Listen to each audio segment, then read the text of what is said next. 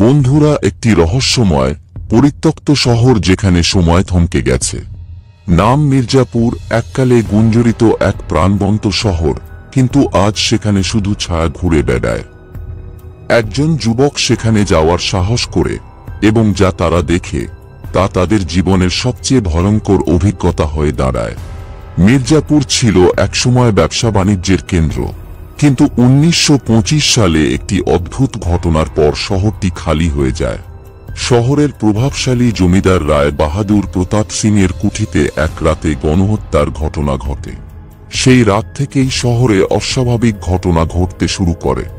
মানুষরা দাবি করে রাতে রাস্তায় চলাচল করলে অদৃশ্য ছায়ারা অনুসরণ করে, বাতাসে ফিসফিসানির শব্দ ভেসে আসে, আর শহরের একমাত্র বিশাল ঘড়িটি রাত ৩টা ৩৩ থেমে যায়।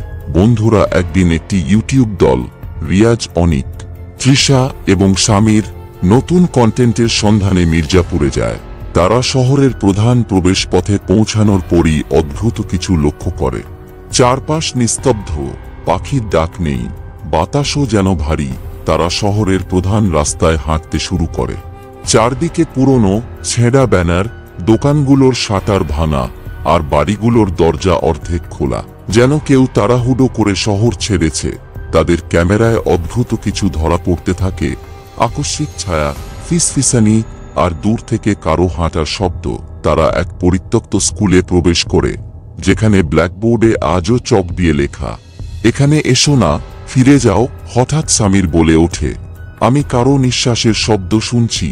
ঠিক তখনই দরজাটা প্রচণ্ড জোরে বন্ধ হয়ে যায়। ক্যামেরা কাঁপতে থাকে, হৃৎপিণ্ডের স্পন্দন বাড়তে থাকে। তারা শহরের কেন্দ্রে জমিদার প্রতাপ সিংয়ের কুঠিতে প্রবেশ করে। বড় বড় ঝাড়বাতিগুলো নড়ছে, যেন বাতাস নেই, তবুও কিছু অদৃশ্য শক্তি এগুলো দোলাচ্ছে। দেয়ালের ফ্রেমে থাকা প্রতাপ সিংয়ের ছবির চোখগুলো যেন তাদের অনুসরণ করছে। হঠাৎ করেই নিচতলা থেকে আসে শেকল টানার শব্দ। দলটি নেমে দেখে একটি পুরনো চেয়ার, আর তাতে বসে আছে একটি ছায়া মানব। মুহূর্তেই লাইট ফ্লিকার করতে শুরু করে, আর দরজাগুলো একে একে বন্ধ হয়ে যায়। তৃষা আতঙ্কিত গলায় বলে, আমরা এখানে আটকে গেছি।